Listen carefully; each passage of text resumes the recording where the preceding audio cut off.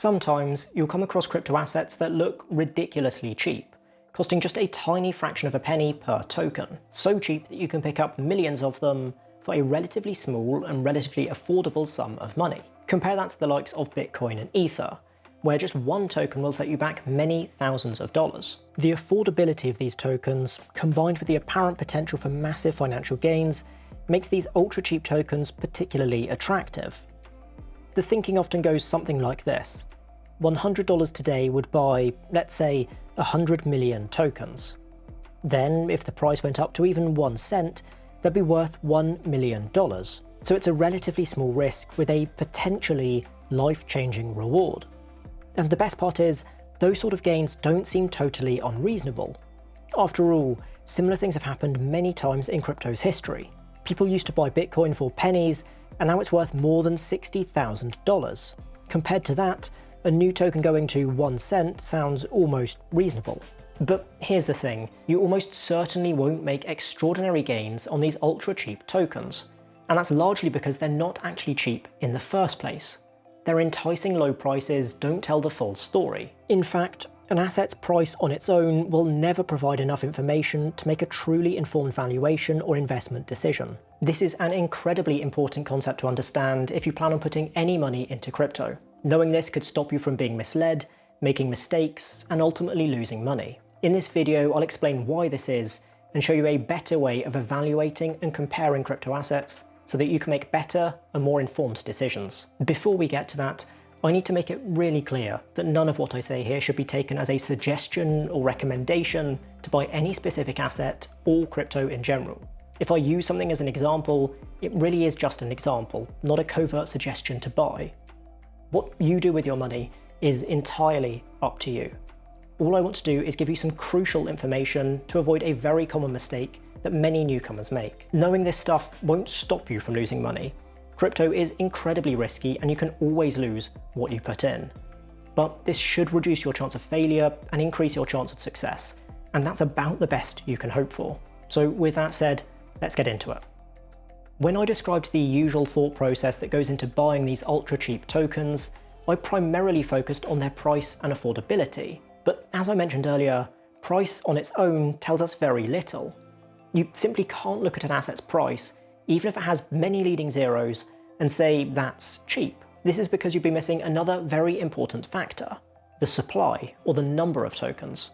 For every asset, there is some number of identical or near identical units that could, at least in theory, be bought or sold at any moment.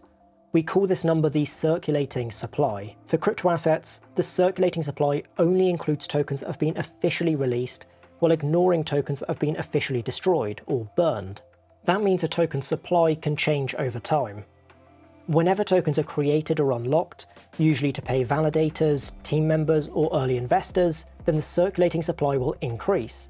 And whenever tokens are sent to a burn address, the circulating supply will decrease. Every crypto asset has its own rules governing the creation, release, and destruction of tokens, and therefore every crypto asset will have a different circulating supply. And the difference in supply between different crypto assets can be enormous. Bitcoin, for example, has a circulating supply of just under 20 million tokens today. Meanwhile, Shiba Inu, or SHIB, has a circulating supply of about 589 trillion tokens. These differences will inevitably result in different prices for different assets, even if they were identical in every other way. Think of it like this. Imagine two cakes, identical in every way other than the number of pieces they were cut into. One cake is cut into 100 tiny slivers, the other into 8 generous slices. Given the choice, would you pay the same price for a single slice of each cake? Well, no, you would want to pay less for a smaller slice. It doesn't matter that it's still one piece of cake, it's a relatively smaller portion and the price should reflect that. It's a silly example, but it helps to demonstrate the relationship between price and supply. As the number of tokens increases, or as the circulating supply increases, then the price of each token should decrease. Now, that presents a problem when it comes to evaluating and comparing different assets. If a token's price can be affected by its supply, then how can we know when a token is genuinely cheap and when it just appears cheap because there are loads of them? Furthermore, how can we compare the value of two assets with different supplies? Cryptoassets tend to only be cheap in relation to one another, so it's essential that we can evaluate them in a fair and equal manner. Price simply isn't good enough. To make a truly informed investment decision, we need a new valuation metric that accounts for potential differences in supply. We need something called market capitalization, or market cap. The market cap is calculated by multiplying the price of a single token by the number of tokens in circulation, thereby neutralizing the effect of the circulating supply. You can think of the market cap as the hypothetical cost of purchasing every circulating token at the current market price. This gives us an indication of how the market currently values an asset as a whole. In terms of our cake example, this is like looking at the price of each entire cake rather than the price of a slice from each cake. So now it no longer matters that one cake has been cut into many more pieces than the other. Previously, we imagined the cakes were identical except for the number of slices they were cut into. Let's now say they are also different flavours, and we want to decide which one is a better buy. This is kind of like comparing two crypto assets to decide which one to invest in. Let's say that the 100 slice cake is a Victoria sponge, and each slice costs 25 cents. The 8 slice cake is a chocolate cake, with each slice costing $2.50. So which one's a better deal? At a glance, the Victoria sponge may seem cheaper. After all, $2.50 will buy you just one slice of chocolate cake, but 10 slices of Victoria sponge. That seems like a lot of cake for the money, so it must be a good deal. But wait, let's check the market cap of each cake. For the Victoria sponge, it's 25 cents times 100 slices, which is $25. For the chocolate cake, it's $2.50 times 8 slices, which is $20. So while it may look more expensive at a glance, and while you may get fewer slices for the same amount of money, the chocolate cake is actually cheaper. In fact, it's substantially cheaper, costing 20% less than the Victoria sponge, something you would never realise if you focused on the price alone. Now that we have a standardised, fair valuation for each cake, we can make a better decision about which one we want to buy, if indeed we want to buy either. For example, I would say that the chocolate cake is not just cheaper, but a better and more desirable cake. So for me, it seems like a much better deal than the Victoria sponge. If I had focused exclusively on the price of an individual slice and bought what I initially believed to be the cheapest option, I'd have bought a less desirable cake at a worse price. But of course, others will interpret those market caps differently and have different opinions. Somebody who dislikes chocolate cake and loves Victoria sponge cake might think the price difference is more than justified. For them, the chocolate cake may seem overpriced even though it's cheaper, while the Victoria sponge might be a bargain at twice the price. Equally, someone could prefer Victoria sponge cake but find it difficult to justify buying at the higher price. For them, the chocolate cake may still be a more attractive option, despite generally preferring the alternative. And yet another person might argue that both cakes are overpriced because they've seen a $10 coffee cake. At the end of the day, everyone will have their own opinion about which cake is better, how much they think it's worth, and at what point it stops being a worthwhile purchase. Relying on the market cap won't change those opinions, and it won't provide a magical truth to guarantee the right decision is made every time. What it will do, however, is provide a strong foundation for everybody to make their decisions on top of. It provides a standardised, fair valuation for every asset, cutting through the noise and preventing anybody from being misled by differing supplies and deceptive prices. Now that we're thinking in terms of market cap, you may be able to see why assets with incredibly high supplies are unlikely to reach prices of even a few pennies. If they did that, then the market cap, the valuation of the asset as a whole, would be ludicrously high. People love to talk about their token going to the moon, and in these cases, the market caps would truly be astronomical, reaching levels that almost no one could justify. Again, we can return to our cake example to get a sense of this. A cake salesman with a poor understanding of market cap might think he could charge the same price for a slice of each cake, despite one being cut into many more pieces than the other. Now, both the Victoria sponge cake and the chocolate cake cost $2.50 per slice. Let's see what that does to the market caps. The chocolate cake, of course, is still the same, it's $20, but the Victoria sponge is now $2.50 times 100 slices, which is $250. That's an absolutely insane price for a cake. The number of people willing to buy a $250 cake would be very small. You'd either need to love Victoria sponge cake or not understand market cap well enough to know what you are buying.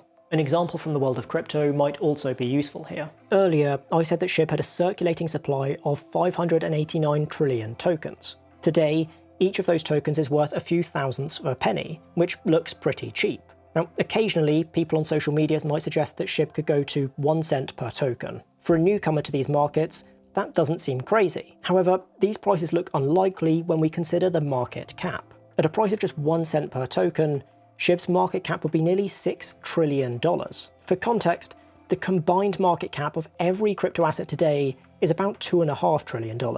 Meanwhile, Microsoft is the world's most valuable company with a market cap of about $3 trillion.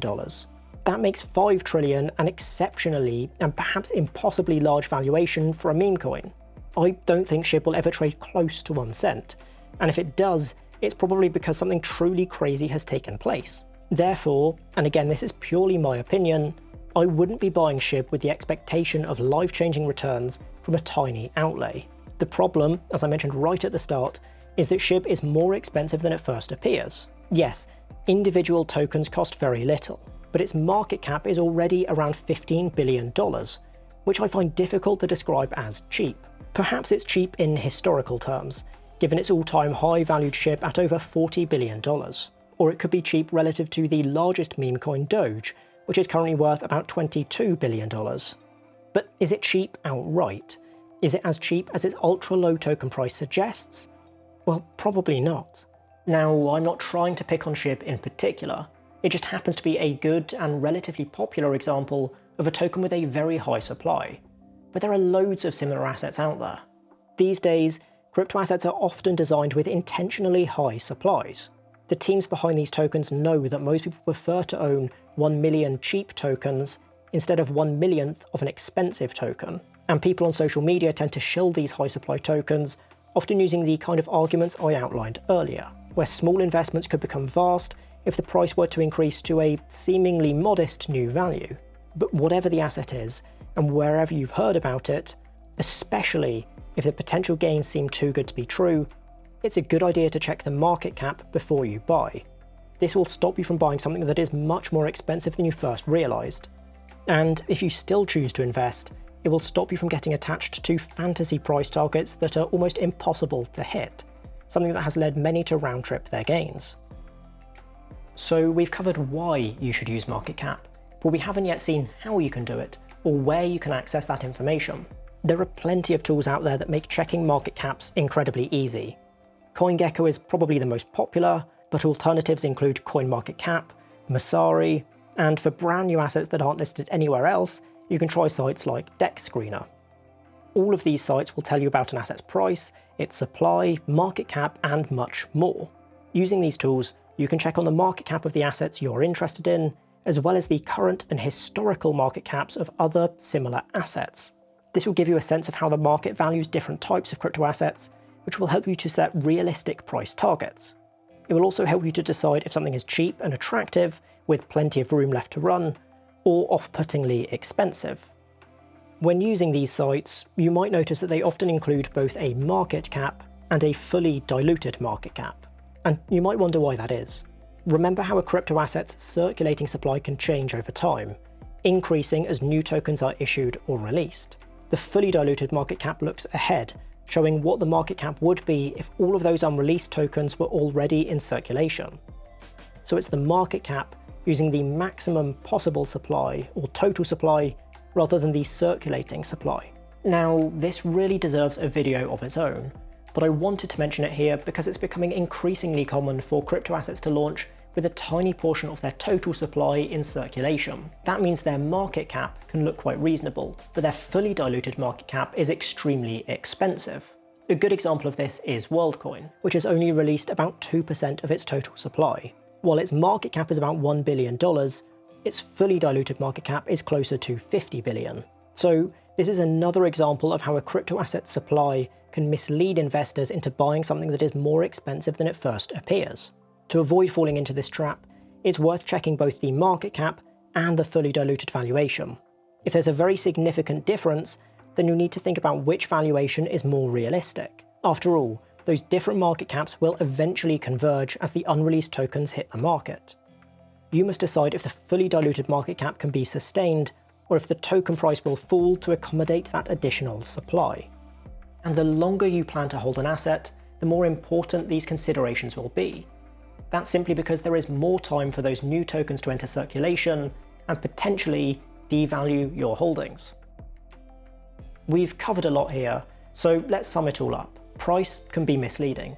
A token can appear cheap simply because it has a very high supply. So instead of looking at an asset's price, we should look at its market cap. The market cap is calculated by multiplying a token's price by its circulating supply, providing a standardized valuation for an asset as a whole. With this measurement, we can compare assets in a like-for-like way, without supply differences interfering. This will help us to determine if something is cheap or expensive, and help us to create more realistic price targets that won't result in sky-high valuations. You can use tools like CoinGecko to check the market cap of an asset that you are interested in, and while you're there, it can be useful to check the fully diluted market cap as well. This shows what the market cap would be if every token was already in circulation. Sometimes you'll find that the fully diluted market cap is many multiples higher than the market cap. In these cases, you need to think a bit more about which of these valuations seems more appropriate, especially if you plan to hold for a longer time. And remember, while knowing this can stop you from making common rookie mistakes, it won't guarantee you success. When you choose to invest in crypto, you're putting your money at risk and could easily lose it all. For that reason, you need to think carefully about if you want to invest and how much you can afford to lose if you choose to. And with that, I'll say good luck out there. Thank you very much for watching, and I will see you in the next video.